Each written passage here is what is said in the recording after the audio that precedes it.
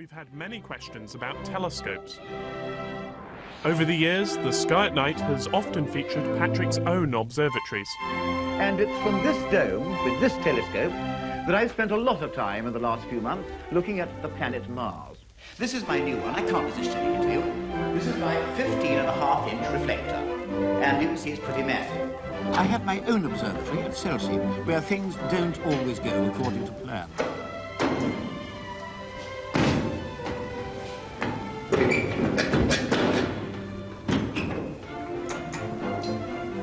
Claiming things struck. I think this is the first time I've seen Patrick's garden during the day. Do you know, that's a good point. I haven't been here many times during the day. Well, this is Patrick's 5-inch Cook refractor. Have you ever seen it? I have never met this telescope before. You're in for a treat now then, John. Oh, let's have a look. I'll let you go in first. Here we go. I'll just take the roof off here, John. OK, let's take the roof off. A roll-off roof. You can see it's got this amazing bicycle chain arrangement here. Look at that, wonderfully mechanical. It is. Like a Wallace and Gromit invention, isn't it?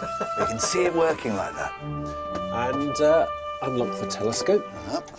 And there it is, ready to be used. So if you've a telescope as big and as powerful as the one just across the way, why would you need one like this, which appears smaller and less powerful? Well, I think they all have their own sort of area where they excel, really. This one's particularly good for planets. Oh, they're fond of these antennas too here like that. These are the slow motion controls, so that if you line up the telescope with the finder, you can use these just to fine-tune the position of it. I haven't broke it by doing that, have I? It's good. So this is the 5-inch. Shall we go next door and have a look at the 15-inch? Well, I think we should, yes. Okay. Let's see the telescope that this one orbits around. That's a good way of describing it. This is the moon of that one. OK, John. Yes. Here we are. Well, this is the famous one, isn't it? It is. This is the Patrick's 15.5-inch telescope, the largest one he's got in his garden. But this one's on another equatorial mount, so you can see it pointing up towards the pole there. So you can move it round left and right, and it follows the same arc in the sky that we have with the other one. It's the semi-diurnal arc, in fact. Good gracious, John, have you swallowed an encyclopedia? It's a phrase I learned today, and I was determined to use it. If you ever do discover it, it will be the greatest discovery of all time from every point of view. And I'd love to see it for some... on the sky at night? Well, I'd love to see it. Yes, thank you very much. Thank you, Patrick. Always a pleasure. Now, Patrick, many of the questions that have been coming in have been all about you and your home here in Chelsea and your collection of astronomical artwork and your many, many books. And we have unearthed an old edition of The Sky at Night on Betamax video, which gives us some rather nice clues into how you got started in astronomy. Oh, dear.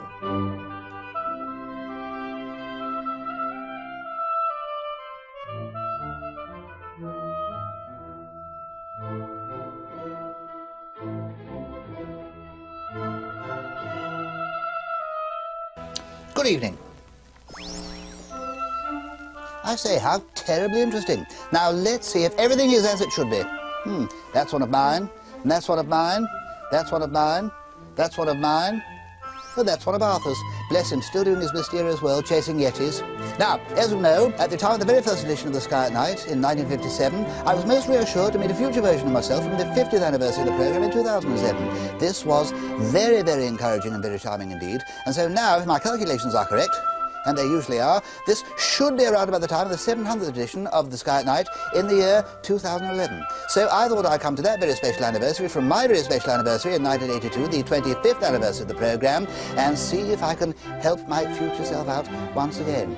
I think that should be very, very splendid indeed. Tutors! Well, well, well, Patrick, how very terribly nice to see you once again. Nice to see you.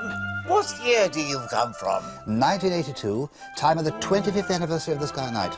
That was a good year, wasn't it? Very, very good year. I know, it was indeed.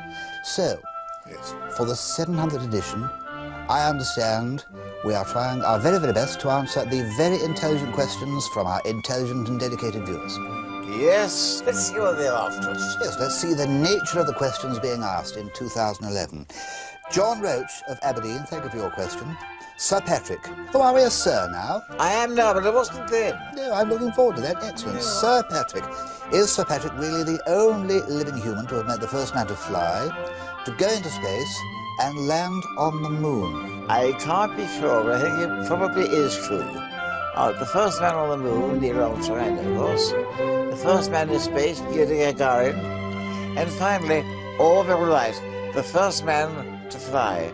And I met him when I was learning how to fly at the very start of the war, way back in 1939-40. Yes, Orville Wright, a very mild-mannered man of great humility. Very much so. Next, from Ellen Hartmeyer in Amsterdam, the Netherlands. What are the cartoon-like pictures that can sometimes be seen in Sir Patrick's office? They seem to be very strange creatures. They are indeed. They are Drawn indeed. by my mother, who's a very clever artist, and she said, no one can say that I'm wrong. And all her creatures are nice-looking creatures. They're benevolent. They They're are not horrid. very benevolent aliens indeed. She had the music and the art. I got the music. I didn't get the art.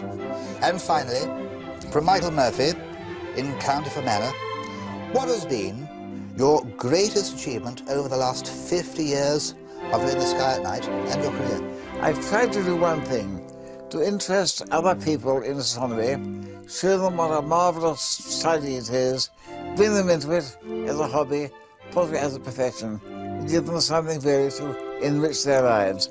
That's what I've tried to do. Whether I've managed it, well, that's for others to judge, but I've done my best. Absolutely. Astronomy, the greatest of all the sciences, and anyone can try it. Well, Patrick, thank you very much. You know, perhaps in 30 years' time, we'll be doing this program again. And this time, I'll be you.